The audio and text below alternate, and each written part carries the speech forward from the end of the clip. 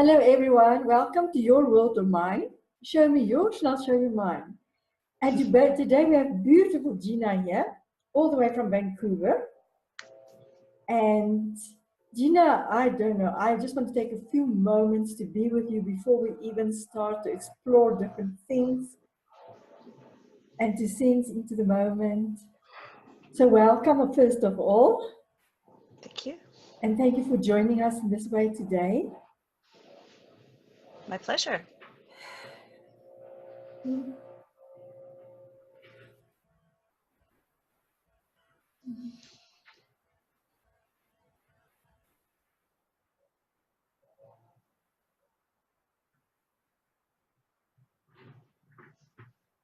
It's interesting when I feel my body at the back of my neck, where my brain goes into my spine. Like Well, as long as it's not a rattlesnake.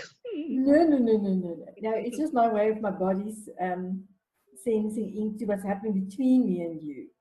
So it's not about either of us, it's just the energy that's emerging, which I find amazing. Mine is in my hands. Oh, beautiful. It's my long distance cable. Oh. And I just want to make the others aware of what's happening in my perception when that type of thing happens between two people is it's our sensory awareness that communicates non-verbally. And in my case specifically, it will come in, I could see a vision or see a color or something, whatever it might be. And everybody's obviously will be very different. But it's always been fascinating when two people just sit together for a few moments before the verbal conversation starts. Mm-hmm. I love that. And the thing I like about it, Hannelie, is that we're not feeling awkward in our silence. It's actually a very good way to get comfortable. Yeah, to get your place, your buttocks on the chair, wherever you're sitting or standing. And yeah, to just, for me, there's something more happening there as well, especially when you're physically together with others, is that there's some kind of energy that starts to move between people. And if we just allow ourselves to just sense into that for a moment, it actually has so much information available to us. But we've never really learned how to allow ourselves to have that. Yeah, I sort of feel that we came into the world very perfect, and then somehow people started shutting us down. Shut down, shut down, shut down. And then if you're lucky, and you have this process of discovery where you suddenly start going back to that original connectedness. Yeah, I believe the same. It's like switches that you put on. Mm-hmm. It might seem very, it might seem that when people tell me, for example, that they don't dream, it's just they simply don't remember it. We all dream. Mm-hmm. It's the same type of thing. It's not, if it doesn't happen to you at the moment, doesn't mean it's not possible. No. I think that mostly what keeps us back is that we're worried it's not real, what we're feeling or sensing. And so we, rather than accepting it, we judge it immediately and go, well, that can't be real, I'm making it up. You're like, well, some things you can't make up. They're too neat. Yeah, I think for me also, you can't define it necessarily. You can't even verbalize it sometimes, but it's there, very real. It just doesn't fit into the packages that we have in our minds, the defining system that can associate with something that gives us the ability to define it in a moment, especially if it's not defined by somebody else before. But that doesn't mean it's not happening. No. And that doesn't have a meaning and impact. Yeah. Yeah, and I would say, I would use the example of two things. One would be Reiki, and exploring that energy use and believing that you actually have this ability to tap into the universal energy and do healing with your hands, whether it's physically or emotional. I think people think it's fake sometimes, even when they're learning to be Reiki practitioners. But hopefully along that process, you have at least one aha moment or a poster boy moment where suddenly something happens that you couldn't possibly have imagined, and you now feel confident. It gives you that confidence to keep going, whether or not you have deep sensations or vivid colors, or you just go, oh, it's okay, this connection is real, but I can't expect it to always be the same. It's allowed to change. And so I think that's one area where for me it was, oh yes, I'm feeling very confident that I'm not making this up now. So that was a great experience for me. And I think the other one, which was kind of fascinating, was learning animal communication and really coming to terms with you can speak on a different level without the mouth, and apparently in many languages. And when you first try that, again, you're worried that you're making it up, until you get a really, really clear, profound moment. And then from that point on, you're essentially awake in that area. So I think that when we're talking about this sensing, some of it is you just need some positive experiences to give you the confidence to keep exploring that area. Yeah, it rings back for me to many things that you just mentioned. And I want to go back to a very practical example, which I find fascinating, that we as humans, we kind of try to understand, or we actually do understand, make ourselves to understand that without any logical reason. Is say, I don't feel well. I go to the doctor, especially a new doctor who knows nothing about my medical history. And based on what I tell him, he makes assumptions. Mm-hmm. Sometimes they don't even touch you. They will tell you, oh, here's a prescription for so and so and so. But we trust them. I find it fascinating that then when you take something that you just shared of Reiki in this example and energy type work, is that we don't trust these other signals. Now thinking my neck again, that we don't trust those signals, but we would trust a stranger. Yes, he had amazing medical training, but he doesn't know my body. There could be a million things happening in my body at this moment in time. At that moment, if I didn't feel well. And based on what I tell him, he makes an assumption. Mm-hmm. And we trust that, but we don't trust our own bodies and our own perceptive layers, because we have so many different layers to perceive and to be receptive, but we trust that. So I find it fascinating as human beings sometimes. I think it goes back to, it's a box, and we had that Yeah. conversation about there are no boxes, and once you think that thinking outside the box is one thing, but believing there isn't a box anymore, it's a different thing. Exactly. off you go. Exactly. And what you're sharing is not only relating to things like Reiki, it's also things like telepathy, non-verbal communication. And for me, the stronger the link between the two people is, that link. So it's the quality of that link and the trust between the two people and in themselves. It starts with themselves. My ability to pick up your thoughts, or if I send you a message telepathically, that I trust that it will reach you and that you will understand it. Mm-hmm. And vice versa, and the receiver part as well. And when you start playing with those type of things, firstly, with an agreed time, that I'll send you a message telepathically. I'm sitting in South Africa, you're sitting in Canada, and maybe tomorrow, at the same time, I'm sending you a message, but I don't tell you what it is, obviously. And at that moment in time, you wait to see what you receive, and we check later. And you can simply start by having a picture of somebody as well. They don't even have to be physically aware of it.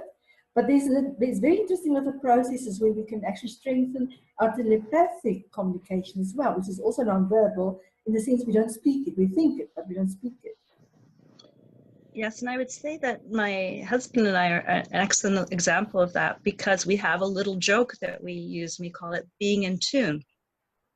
And being in tune means that we are exchanging our thoughts telepathically, and we have a little joke about when one of us finally verbalizes, we go, "That took you almost 30 seconds.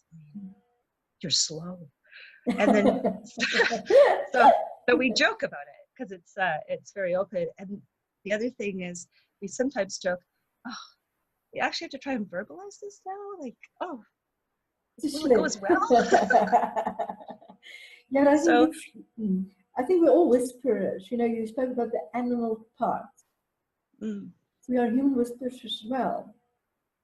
And we don't really have to always verbalize things in verbal language. No. And then when you go to the language of energy, that is so vast and so exciting. And I'm also always curious to find other ways, to explore other ways of already what I'm aware of, but to expand it with different people. And I love the way you speak about the in tune part, because I think that has a lot to do with it. You know, when people are in tune with each other, that they pick up on these things automatically.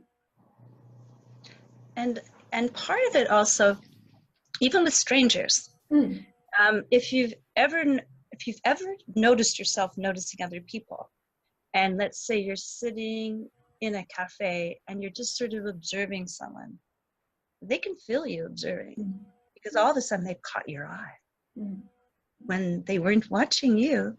So I think we have some pretty amazing frequencies and radars going, ooh, and you can connect with people on the street. You don't have to know them. You may not share a thought, but I've sort of become aware that your personal thoughts and what you're thinking as you're looking at someone who maybe you don't know, they actually matter. Because if you're thinking something, let's say, disparaging, I think that person's getting that message. So our thoughts are a lot more powerful than maybe some of us realize. And I think waking up to that and exploring it and being responsible. Actually, I think a lot of this is about being responsible for your energy and your thoughts and what impact it has on other people. I think that's actually part of this. Definitely, I agree on that. I resonate with that. And the reason why, from an energetic point of view, and there's been scientific proof of all these things for those who love science and stuff like that, because it's not, it's not separate, it's one thing. But if I, for instance, think bad things about you in this moment, subconsciously you pick it up because you will pick it up. But the other thing that it does, we are speaking out statements many times by other people. And the moment we speak out a statement out loud specifically as well, that's even quadrupled. We put on whatever we thought onto that person on an energetic level. So it's like energetic overlay over them. And for them to get rid of that takes quite some work in their own experience. So we're harming them. Thoughts harm. But we have just never realized it, that it actually does. Me just having the thought about that other person, and especially if it's a negative thought, harm them. And create this overlay with them, which can have many different dimensions to it. And they don't even know what's happening to them, which is the sad part. Yeah. So, I always say, many eons ago, many decades, maybe lives ago, however you want to refer to it in your belief system, we killed each other for certain powers that we thought we had. Others had that we didn't have. That we couldn't control. But these days, we don't even have to take a gun to kill somebody, because we become aware that our thoughts create every single moment. So we're actually killing off lots of people by having these thoughts about them.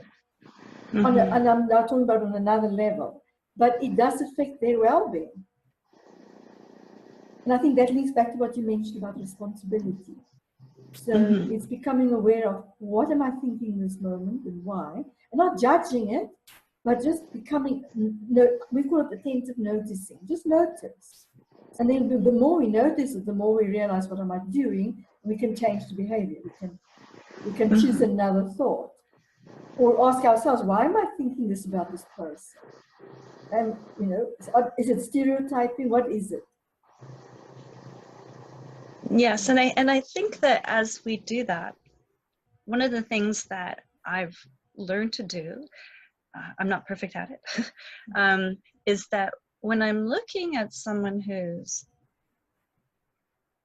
anybody, we'll say anybody, I try to look with compassion, because I would say that growing up that I would look with judgments and labels and categorizing. And through the years of exploring spirituality, it comes back to, if you're compassionate, then even someone who has harmed someone else, if you can find the compassion and like, why is this poor person harming people? It's harder in some circumstances, but it does sort of create a different level of respect for whatever path the other person's chosen, right or wrong, in our view. See, there I go. Oops, right or wrong. Use the judge word. It's so ingrained in our society and our collective. It's everywhere. Yeah. And I think for me, when I look at how, again, how we come into this world with the gifts that we have and how long it may take us to find them again, that as a child, I would say I was highly empathetic, but too empathetic. And so too sensitive, too empathetic. I could cry reading a headline in a newspaper. It actually got to be too much when I was a child. And so I just sort of started layering on these protective coatings, and it kept me fairly safe from being seen as a crybaby or oversensitive or whatever. But as I learned to peel them back, it's okay to cry again. It's actually opened up those channels of communication. So, but sometimes a little too fast. I think one or two of my most embarrassing moments was when I was hearing something somebody else was thinking, and I responded as if they had been verbal, and I didn't realize they hadn't been verbal. And the first person who had the thought, it wasn't a particularly nice thought, and I just responded with, well, I don't know if that's a reasonable way of looking at it. And they looked at me and went, it was very frightening for them probably. And another case, it was just some, oh, blah. And they said, how did you know? And I'm like, you didn't say that out loud? So those moments, as we're trying to stay in either the telepathic or the verbal, it causes a little caution, Yeah, I know what you're speaking about. I had not in such a way an experience. I had a friend, and I was busy with creating a new experience for young people at the time. So I was renting a flatlet at their house. And at that time, I was literally busy 24 hours a day. I just went for runs and ate. That's all I did. And I had very little communication with other people at the time. And one day I was walking into their house for whatever reason, I can't even remember what. And she looked at me and she said to me, "Oh, no, I can't speak to you now." I said, "Why not?" She said, "Because you will read my thoughts." So yes. she was afraid to, when she was with me, the opposite then happened. She was putting on all these layers because she believed that I could read her thoughts, but I had never had any discussion about it as such. And then I had to explain to her that those type of things happen on a subconscious level with agreement. I cannot read your mind if you don't allow me to. It's impossible. And I actually don't want to read people's minds all the time. I really don't want to. for me, it's a very special between two people where there's some kind of relation and they allow each other to do that. That's different. Like you and your husband. That's something very different. Mm-hmm. For me, it would be crying or somebody constantly read my thoughts. You know, it was like, whoa, what's going on here? But it was very interesting to see a reaction. I think the thing would be, woo, I'm going to stare at your head. There's too much going on. Oh yeah, I think it's. I have my own thoughts to deal with. And yeah, you know, I want to turn now back to something very interesting. That's quite the opposite, where we think other people think something about us, and they're too busy with their own stuff. They don't have time to think about us. You know, like you see it often on social media where people speak out publicly as well. What do people think? What do they say? They don't have even time to think about us because they're so busy with their own lives and their own things they're going through. Believe me, they don't sit there to see what is Hannelie and Gina saying today. I think it's especially social media for the younger ones. I think it's quite traumatic these days because you go into that type of fear. Then, if I did say something publicly, what's the others going to say? Will I still be accepted? Will I still be part of the group? But believe me, others have too much of their own stuff to really focus on your stuff. They don't.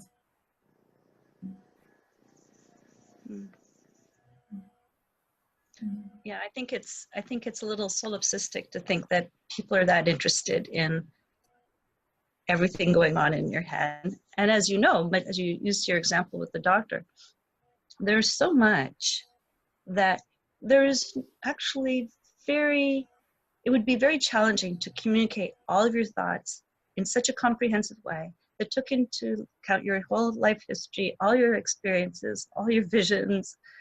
It's too much. So really, you have to be your own processor. Yeah, and nobody else wants to wire into that. And we have the biggest processor. Yeah, this body. It processes everything.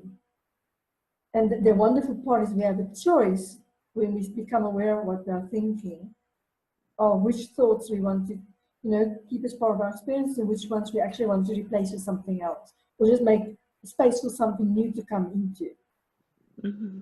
We are powerful beings, but we, like you said earlier as well, at some stage when we're little, we have all those capacities naturally.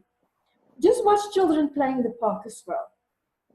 You'll see a little one tries to get up to one of those slides, and she can't manage. Soon, one of the other ones was doing something completely different.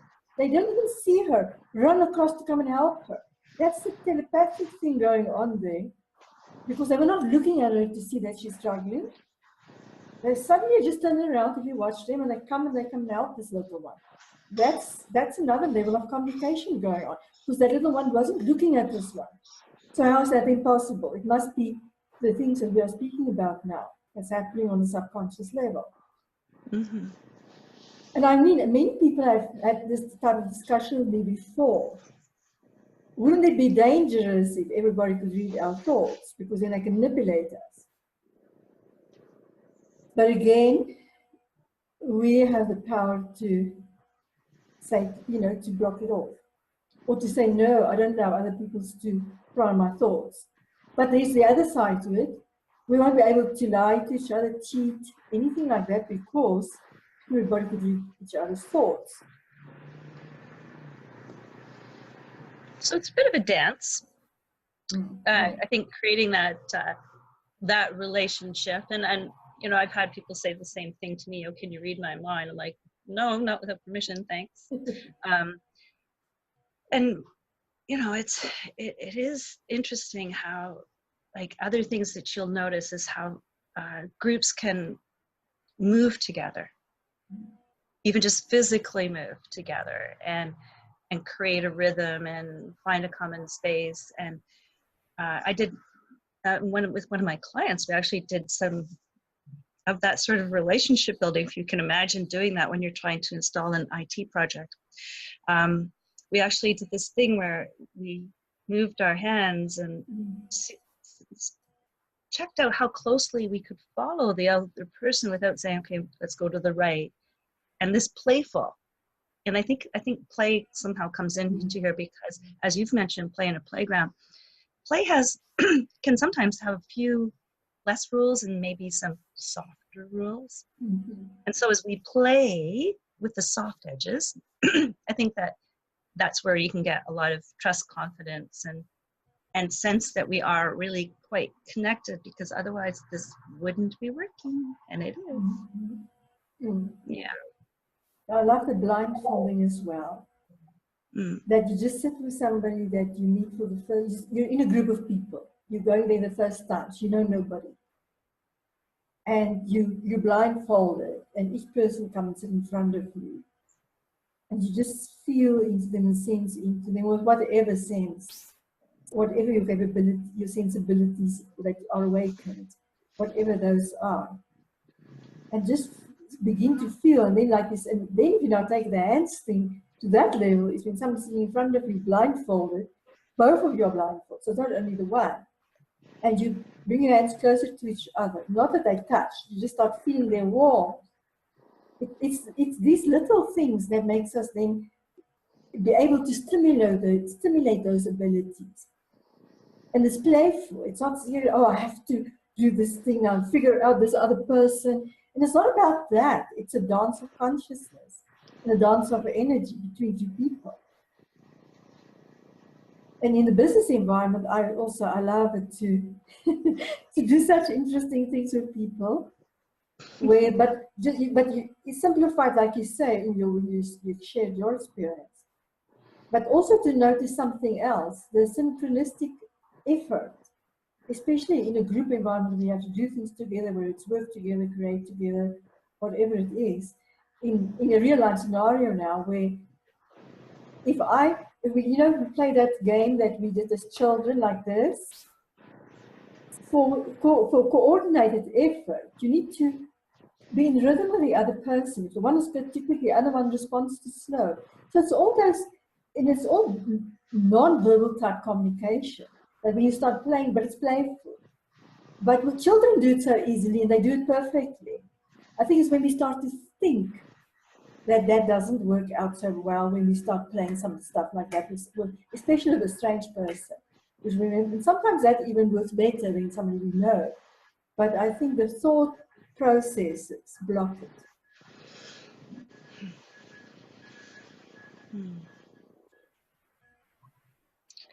Yeah.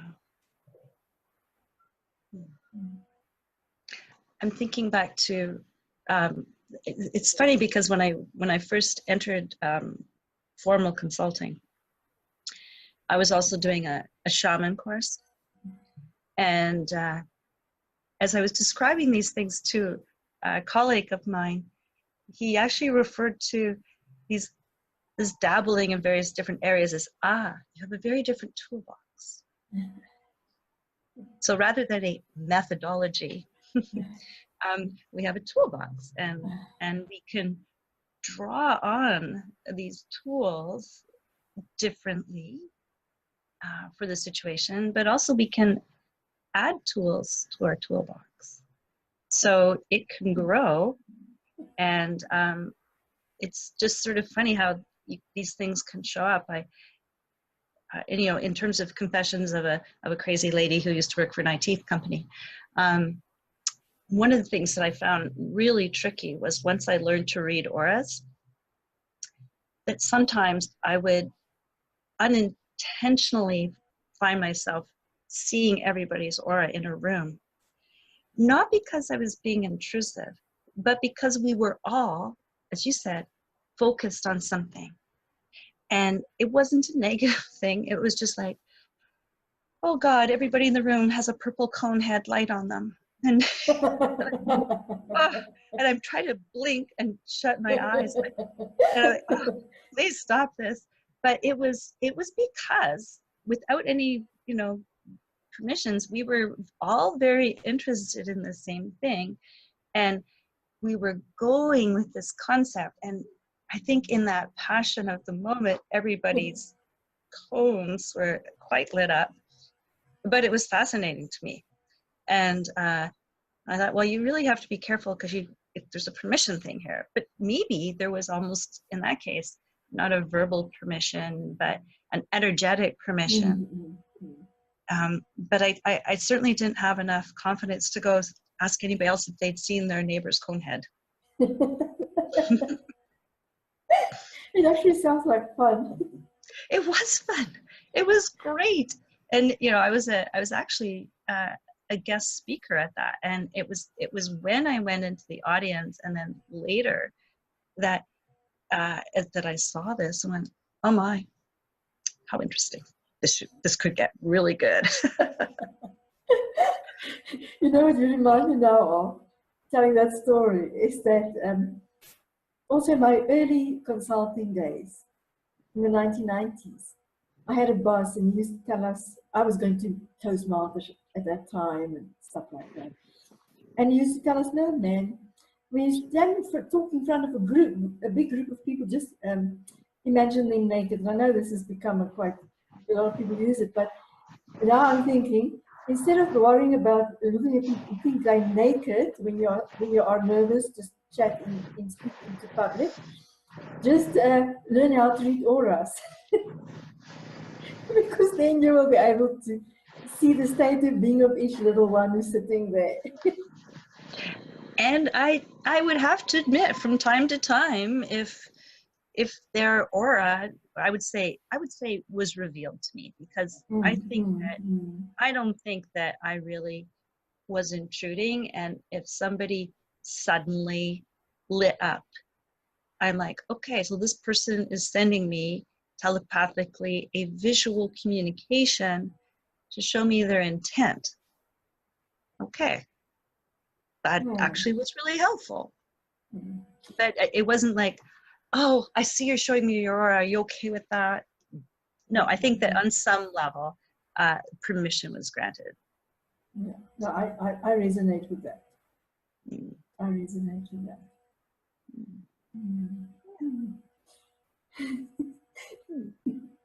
So now what? No, where it takes me is I see a wizard with a hat, and there's all these stars on the hat, these pointy hats. And I've always been very curious and interested, and we're always waiting for the business world to really open up to these type of things. Now, my own experience, people responded to me in a very interesting way. They didn't have a name for it. So they would call me into a big meeting with 40 people and ask me to sense what's going on there. So they didn't know what to call it at the time, but they knew I had these capabilities, although we never spoke about it. So we never spoke about it. We never ever discussed it. But they knew, bring in Hannelie into this big meeting, that we can know what we are to tell these people. For example, we had to go and do a big presentation to them and the likes.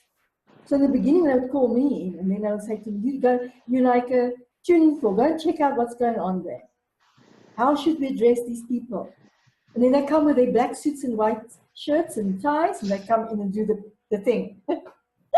So it was very fascinating that I think now it's much more easier to do things like that than then. But they knew, they didn't have a name for it, so they didn't stereotype it as anything or define it as anything, but they were quite willing to play with it, to allow it to happen. And I found that fascinating. And I was really, very fortunate to be in that situation. But and I was allowed creative things that other people were not allowed, because the rule book didn't say you're only allowed to do presentation this way, for example. The branding and everything must be perfect and everything. The one with the big five. Oh yes, very perfect. But they allowed me to go out of the box.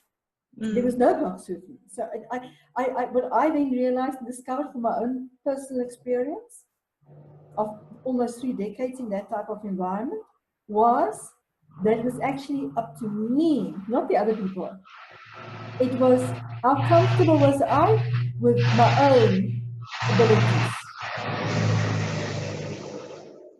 How comfortable was I with my own abilities in such an environment. And today, if I look back, I attribute it to the fact that I just did it. You know, there was no, I never even thought about it. I just did my thing, and they allowed me to do it. I don't ask for permission.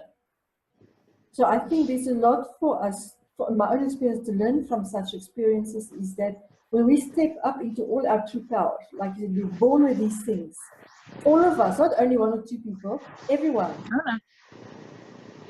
And if we step into that, the world will respond to it in kind. But it's because we are fearful. How will they perceive us? How will they treat us? All those type of things. Yes, and I would say that you know, you're talking about corporate branding and that drive for perfection, right down to comma, as I like to point out. But I would think that I was a little fortunate in that a lot of people with my capabilities went into change management, and everybody else in the team saw change management as woo-woo or soft stuff, and so we actually had a corporate, in that sense, we actually had corporate permission to be on the edges, and they expected very different things from us. And you know, you're the team shrink, and you're the relationship person. And I think the funny thing about that is that as a change management practitioner, actually demonstrating, well, there's not just the woo-woo, by the way. There are some actual concrete things that we can accomplish, and you will be much more successful with our woo-woo in combination with the concrete. That was a bit of a professional battle for change management people. But I would say that as that practice grew globally, and as I got to meet other people in this practice, I found that we were actually all quite similar, and we were empathetic, and we did have some special tools in our toolbox that maybe we didn't tell anybody else about. But it, you know, I think that over time, even business found that category acceptable because it cost money to do, but it costs a lot of money if you didn't do it. A lot more money, in fact. So I think our coming out after the times of the burning times of the witches, when this wasn't allowed for 300 years, where we weren't allowed to be like this, no wonder we're shy. Gosh, 300 years of burning women. I mean, really? Wow. So there you go. We're coming around. And in my experience, I was also part of that birth of change, the change management era. And very interestingly enough, would see how, because I was very fortunate to work on different continents at the time and to interact with people globally as well, was to see people's reaction to this whole change leadership, change management drive. The different cultures, how they responded to it, and where was it really effective and where not. Different industries to see where did it work and where didn't it work. So it was all very fascinating and a wonderful, you know, learning school to have experienced so many different types of methodologies and approaches and people's responses to it, reaction actually rather than response to that.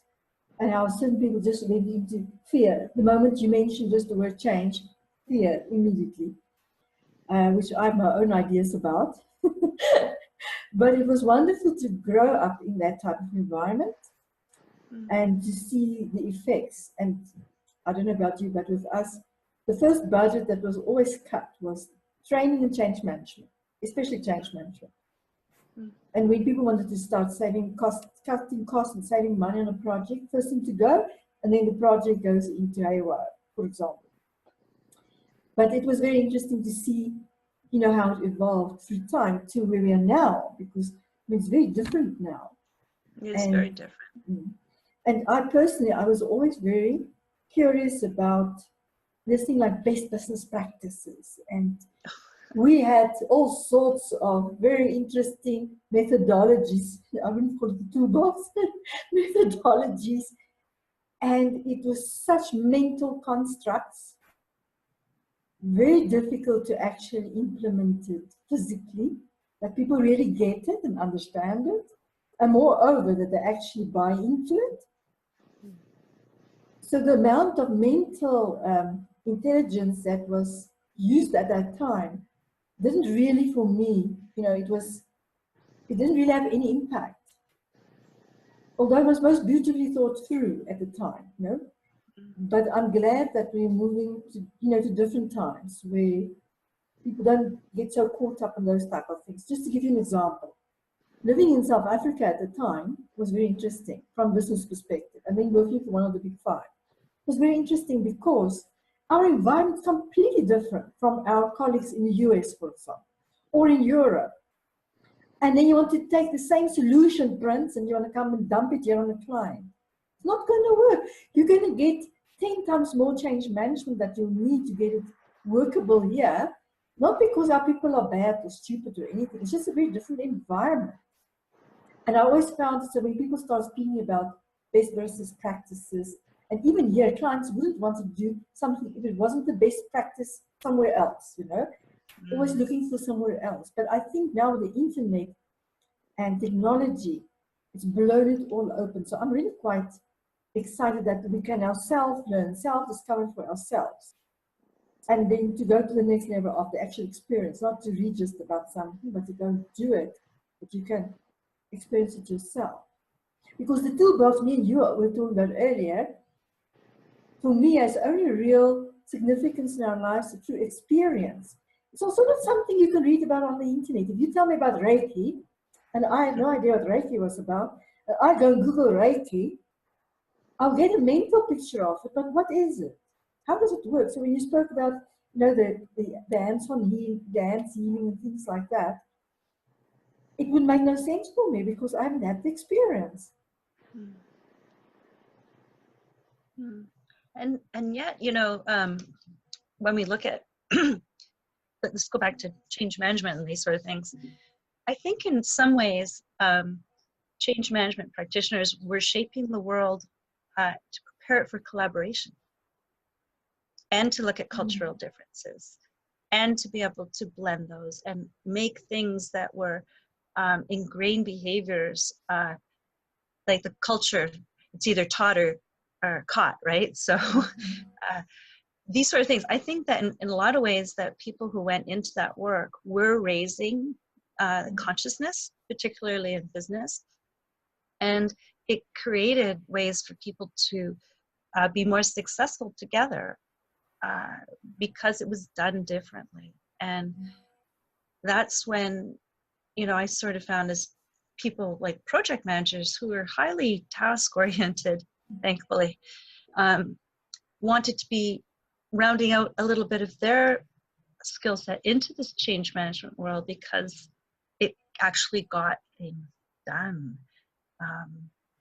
So I'd like to think that in some way that in a very subtle sort of ripple effect, we've had some influence on collaboration and appreciating different cultures and assisting people on journeys versus forcing something down their throat. I mean, a lot of those old words, forcing and change resistors, and all the word was all about, I don't want to say too masculine, but it was very much a power versus enabling and these sort of things. So it's kind of a fun ride, and it was certainly a life experience dealing with different cultures around the world, and also even between business sectors, government, finance, real estate, health. Health is a great one. Yeah. So here we are. And I also think, as you're speaking about change management's influence on the impact on collaboration and people understanding each other on a deeper level, not so superficially anymore, was the emotional intelligence in the business world that was completely denied in the 80s and the early 90s, especially where I come from. It brought in people's awareness of our emotional intelligence into the workplace. And leaders need to be able to, at that time, have reasonable emotional intelligence to be able to get this collaboration that you are speaking about, to enable that can happen, and allow it to happen. Moreover, and to understand their own people much better. So I think it had many ripple effects, which we're now experiencing. And it goes back to the playground every time. Which is why later in life we embrace our inner child, because the child has been waiting for us to come back.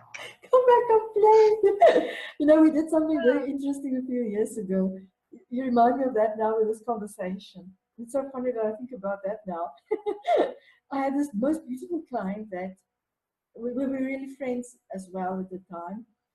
And she would get me in for consulting work, now and then. And then me and a friend of mine decided we're going to see how open she is, because she claimed to be very visionary at the time. And we decided we're going to give her an opportunity to show that she is actually visionary. So we were supposed to do some restructuring work for them, corporate restructuring work for them. And we developed this very interesting playground organogram and lots of other things associated to it. And it was very interesting. She and one of her directors flew up to Johannesburg at the time, which was in Cape Town, for us now to present our vision for them now in terms of this whole thing. But she has no idea that we've gone completely, there's no box here. Nothing like that we've ever seen done here at the time, or anywhere for that matter. And it was like, and we explained it to them in the way that even a playground has boundaries and rules and things like that. So this is not just a woo-woo thing again. So, but it's very, it's a playground. And I remember distinctly her response to this in front of her colleague was, "Oh yes, this is wonderful stuff. We also start in the future. We start in the future and work back. That this is now happening in say 3 years' time. It's already done. We've successfully did this whole restructuring thing, and with the organogram, all the different parts, organizational development, everything. We're going to work it backwards now from the future." And I could see that in her linear mind, while she was listening into what we were sharing and looking at what we were drawing on the board for them, and besides the presentation we did, is there she was, "Oh, this is wonderful stuff, but I got my toolbox told me otherwise straight away." I knew her very well, but besides that, her body language did not equal the words that came out, which was very interesting. But we just left it, we just left it. And her colleague was a young guy, and he was a technical guy, developer, and he was extremely excited about this because he could see how for his group of developers, this will work perfect, this specific structure that we created and everything around it. And so we're waiting now for her now to let us now know when can we start. And he said to us afterwards, with the moment she got back onto the plane, they started discussing it, and she said to him, "What an interesting idea, hey, isn't it? But I've never had children, so I can't see how this is going to work." But it was, and he afterwards, he shared it with a lot of respect afterwards that we can get feedback. But it was still today, I wonder what have happened with her organization, because it was quite a big organization, if they allowed us to go through with it. Because of the ambiance and the creativity, especially in that environment. It's a very niche environment, and all their people, every single one had to be very creative. And very fast, it was also a very fast industry, very quick decisions, quick things to do. Not much time for thinking. You have to be very present every moment. And not a lot of people really lasted in that type of environment at the time. But when you said, when the playground things come up, I now suddenly think of her and our playground that we developed. But it was a lot of fun, but it was really a lot of fun. And doing it very practically, of showing how practically it could work when you have that type of organizational design.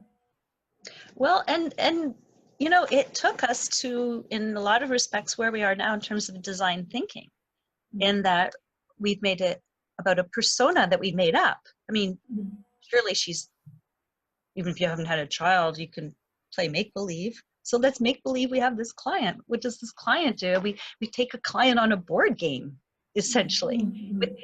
How's the client, how's this imaginary person feeling? What decisions are they making? How can we change that? And, you know, and the other thing I think that's been fun about design thinking is that it's okay to get it not perfect. And coming from our background, not perfect is a bit of a stretch. But if you think about a child's sandbox again, we fill up our pail and we're really hopeful that when we pack it properly and we put it down and we lift it up, that it will be perfect. But if it's not perfect, we don't go, wow, you just don't know anything about sandboxes or pails or anything. You're just no good at that. Instead you go, oh, let's knock it all down. Let's do it again. And so I think it really, all these things are playing in to our innate ability to co-create.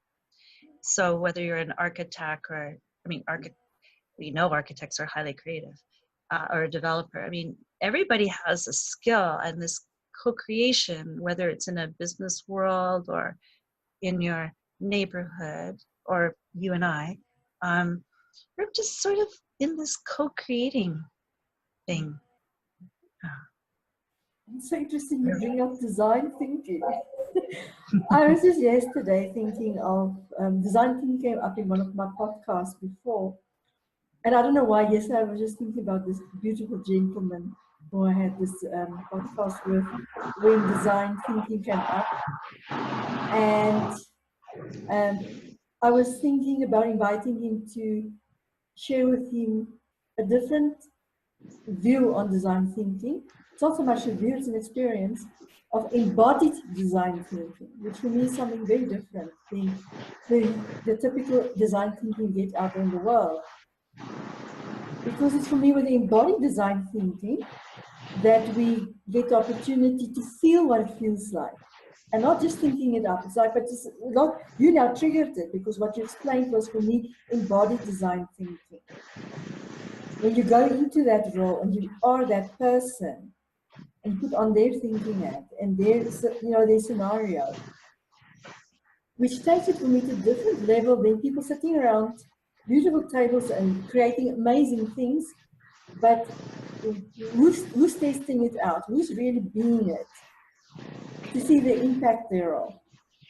And I think our toolboxes, I want to bring it back to our toolboxes, then comes in tremendously, because we can then apply all the other different abilities to play it out from a sensory level as well, an energetic level.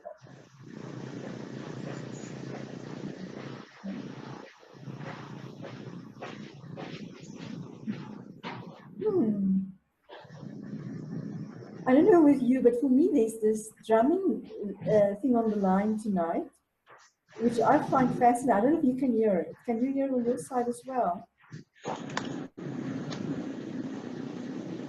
No. It's very interesting when these things happen on the technology. Because I'm sitting in a room, so I'm completely, there's no noise. And I know from experience when you sit outside, there's no noise from background noise. But it's very interesting when we start to discuss certain things in these podcasts and in other types of engagements. The internet has a disturbance, there's interference suddenly, which wouldn't happen with other people, especially when we start to speak about toolboxes. And I picked it up, and it's incredible. Oops. Who's watching? Well, I don't know. I think that there's that would be an interesting theory, that the internet may not like the energetic waves we're sending. No, I just think the internet. I wouldn't frame it as that. I'd rather frame it in my experience that the energy gets too high, and then cause a disturbance on the connection. So it's not the other way around that the internet, someone's watching and doing so Big Brother is watching. I think it just naturally happens because that's how we have people in my hands as well. It's just the energy gets high between two people, and the internet, the connection, especially where I come from, our connections are not that strong as in the US and Canada and Europe. That interference, starts happening. Well, if you look at what high speed is, it's just energy. And how did words turn into light? So I think that, we're either resonating or we're causing a concentric circle effect, because we are just putting different words through a fiber optic cable. Who dreamed that up? But so I hear your point about the energy. It's like when you hear music, where there is none, or appears to be none. Yeah. So I think it's a good sign to have a little interference on your internet. It shows that we're doing the right thing. No, I know. Me personally too, as well. In my own experience, definitely. And I'm always astounded after the effect. So it's not during the process, what emerges afterwards. So there is, and again, there's something about the energy in the hands that comes through very strongly. That there's something happening beyond us. And I experience it as an energy wave. It's like a wave in the ocean. And for some, it might come across as the big wave is going to crash on the beach, but it's not. It just pulls back in, so it's not something to be fearful of. Especially when we speak about these very secretive toolboxes of ourselves, which is not so secretive at all. It's available to everybody, and I truly believe we are all born with it naturally. It's just stimulated, like we spoke in the beginning, switches that goes on and off. But I'm always fascinated to the feeling part, the sensory part, in any type of discussion. I've just noticed myself recently, especially in group discussions, when the discussions are very mental, my body doesn't respond very well. It almost locked down, where when it's not such mental discussions, my body is all alive, things happening. So it's just my own way of noticing what's happening with me and in which type of group scenarios my body responds in a different way, which I think is helpful information for us as well. Yeah, I think it shows up in various ways, even emotional excitement. But again, as you point out, if it's too intellectual, it doesn't let the other half of us through. So I think the other half gets quite excited when, we're all here, and we see lots of examples of that. So for me now, my question to you now is how do you navigate it when you're in a group where there's really lots of intellectual discussions? How do you navigate it to bring in the other side, especially when people are not used to bring in their right brain abilities? Well, I think it goes back to the same thing you would do in counseling, and that is that what I tend to do is not to try and compete for the airtime on the intellectual level. I just sort of watch for the expressions and watch for the feelings and then say, well, how do you feel about that? You've told me what you think. Now, how do you feel about what you think? And that usually slows the conversation down considerably, unless they're angry, of course, which may speed it up. But I think when you just sort of say, so how do you feel about that? And why do you feel about that? And why? And why? And you just explore. And when you're allowing the person to self-explore, much like a medical doctor might have, rather than trying to respond with the answer, providing the answer to someone else, that you're bringing their answer out from them. And this tends to lead, I think, to that discussion that becomes more rich because that person is now revealing something other than an intellectual statement.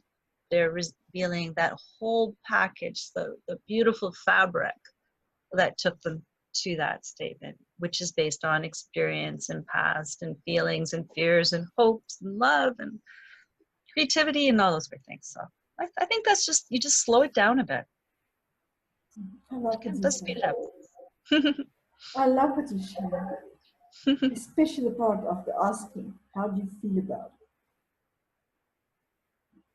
it? Because in our world, it's not a common question in general discussions. They would ask somebody how you feel about it, which reminded me of experience I had in Turkey a few years ago. I was just doing the MIT's, was out to the U Lab at the time, and I was very excited, going to do something in Turkey while I was there with the organization, and taking people through a sensory learning journey was extraordinary in that type of environment. Men cried because for the first time they were listened to without judgment. It was incredible. It was really incredible. And we had to translate because not all of them could speak English. So it was incredible what happens when you ask people how they felt in such a group. It was a big organization. There had 10,000 people working for them, but we just had small groups. But it was, and we had a waiting list, and we didn't make it mandatory. People could just sign up, and we had a waiting list for people wanted to, because we did 3-hour sessions, and people was lining up to attend these.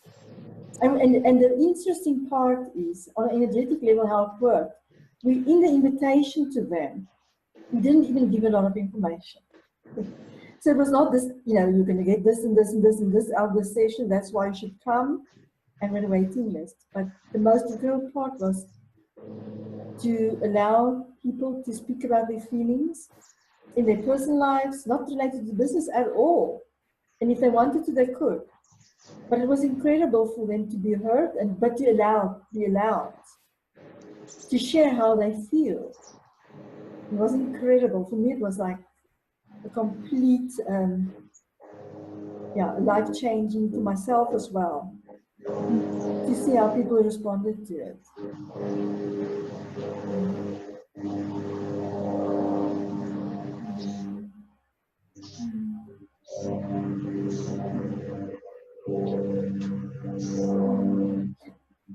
But it brings me to the most beautiful place where we live, Vancouver. Actually, I'm Oh, you're in British Columbia. Sorry. It's okay. I have to actually explain this because this is every childhood nightmare when you're doing geography. I live in Victoria on Vancouver Island. Okay. And we are the capital, but we are on the island. And Vancouver is the big city, and we're the little city. Okay, but now I get every it. child gets this wrong in geography test. And we're about 39 miles apart. And it takes a lot of money and a lot of time to get off this island. So Victoria. That's beautiful. Wow. Victoria is an amazing city, and it's a place where like you are, if you're in a fairly hospitable climate, you get to enjoy nature and relaxing into and the beauty, and it's hard not to be just in awe of what a great planet we're on when you're living here. So yeah. Yeah, she's speaking about my whole body now.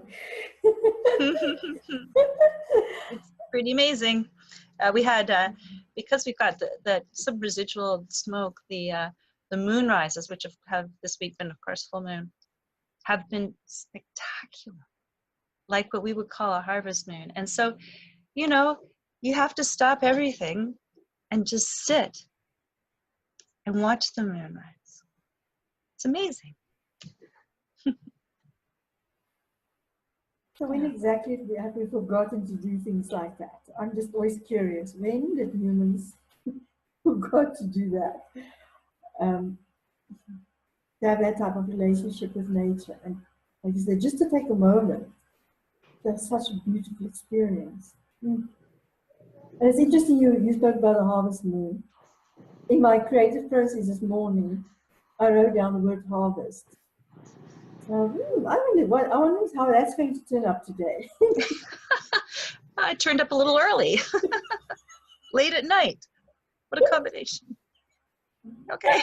And I was looking at the moon this morning. It's, you know, where if I open my lounge's window curtains in the morning, I can see the moon because it's still high in the sky.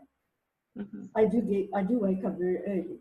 But this morning, I don't know why, but I suddenly looked up to the moon because, I mean, it's not new moon or full moon, but I distinctively noticed it. So the harvest and the moon were actually it was very close to each other. And yeah, you bring it together for me, harvest moon. Mm. I love those things. I love it. Oh. Mm.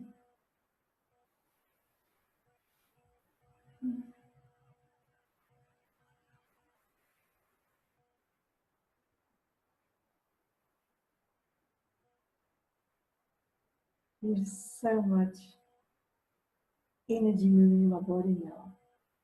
And it's I would say the same thing. And it's lateral, and it's like horizontal. It's very interesting. Just beautiful. No one can easily get addicted to it. You're constantly on ecstasy. Nothing. That's something that we always teased about, but it's so real. It's you don't have to take any drugs or alcohol or anything. You can just feel it.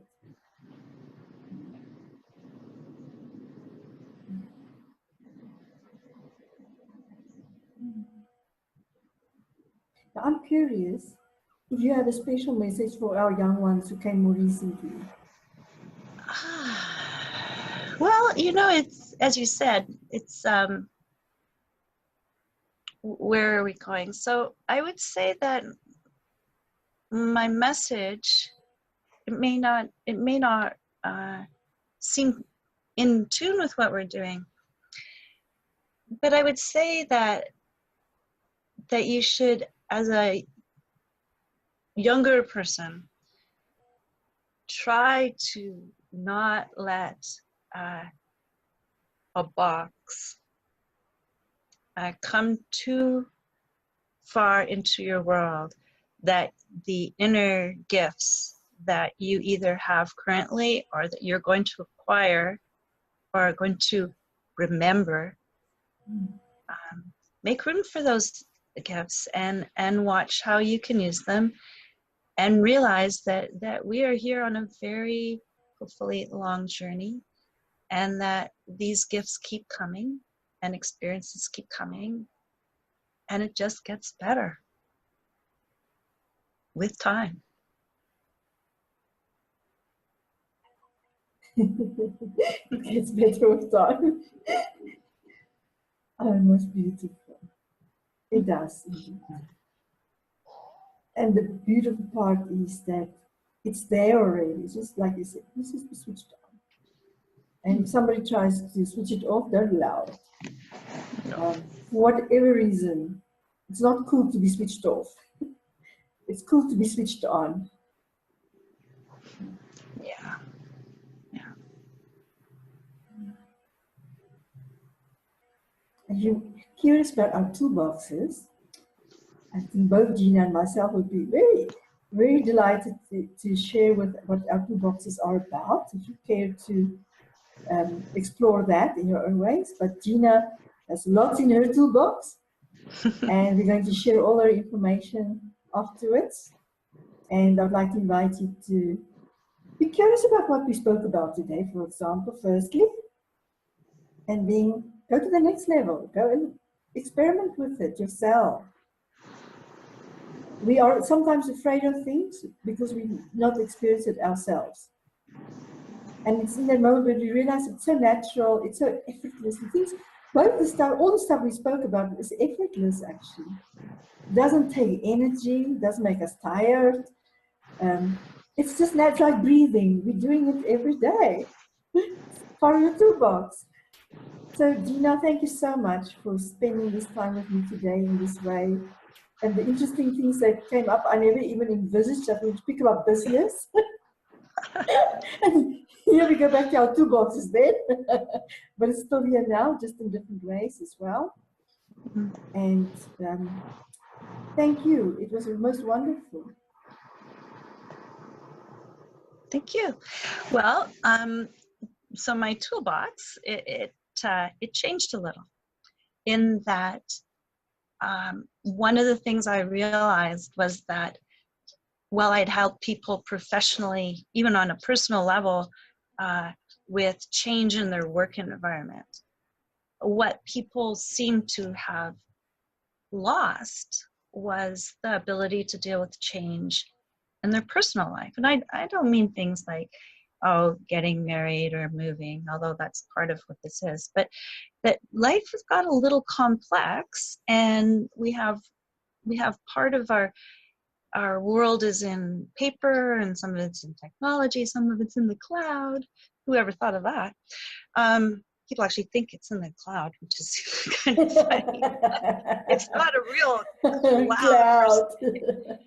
So what I realized is that one of the most important journeys we're on is actually our life journey. And yet, due to a lot of marketing, we've come to fear aging. We've come to fear death. We're in denial that we have mortality. We're in a world where we live long enough to get diseases. And, I'm not going to venture into the vaccine thing, but, there's beliefs around that too. So what I did is I saw people who were actually collapsing emotionally and spiritually because of a devastating change. And whether that's the loss of a partner or employment or health, it really doesn't matter.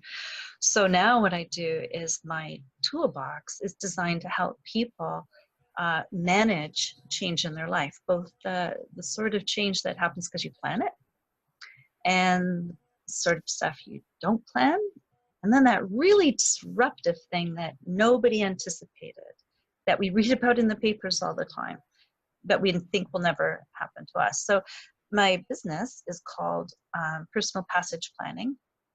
And what I do is I guide people through a self-assessment of what is going in your life. And it is both practical, because, it does have to be practical. As you say, in this playground, there are still rules in the playground. And we live in a world where there are rules about wills, death, money, insurance, investments, passwords, funerals.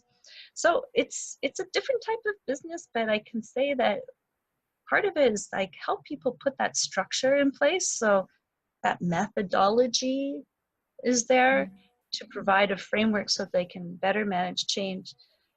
But just as important about all that is the feeling part. And that is, how are you feeling? How are you feeling about your relationships? How are you feeling about your health? How are you feeling about your personal development? And what I'm finding mostly in people in midlife and later is that they've spent their whole lives learning to do something and be successful in a business. And then they don't put any energy into let's say you leave your big five.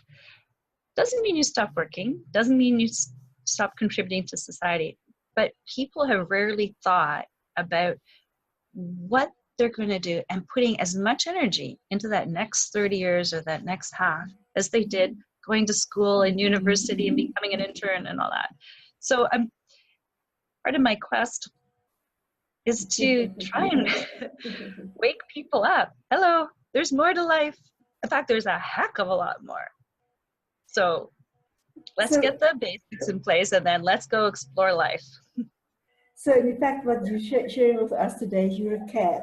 I refer to it as a cab, a catalyst and a bridge. Because you're assisting them through the change. So people, you've heard what this most beautiful woman is doing and what her gifts that she shares with the world. a gift box that's see, I already put the gift box, not the toolbox.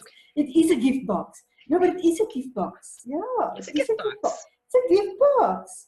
with a bow. And that gift goes vice versa. The one who's sharing and guiding, as well as the one going through it. So it's a gift for both. So yes, explore Gina's gift box, Gigi. Gina's gift box, yeah. There you go. GGB, yeah. Okay, so, oh my gosh. So do you know what? We have to end on this note. My nickname, Gigi. See, yeah, we got it. So that's what we now brought forward today. So in the future, you don't refer to your toolbox, you refer to your Gigi box. Okay, that was my childhood nickname, by the way, and only a few people used it. And it was Gigi and sometimes Gigi BB as a baby. See? So yeah, Yep. so we just rebranded everything in our playground. In our playground. with our pail. Oh, thank you so much, Gina. That was most fun. Thank you so much. It was a huge amount of fun, and I hope that your viewers enjoy as much as we did. No, I think they will. And like I said to others all the time, is go through it more than once. Just experience it more than one way. Maybe one time through listening, another time when you actually have it on YouTube as well. But in different ways, experience it in different ways, because every time you'll pick up something very different. And the invitation is there to reach out to this most beautiful woman in Victoria. I've got it right this time. Yeah. And you're going to do a lot of beautiful personal sailing into your own deepest depths and your own inner gifts and your own personal gift box. So thank you, everyone. Have a wonderful day or evening wherever you are. Goodbye.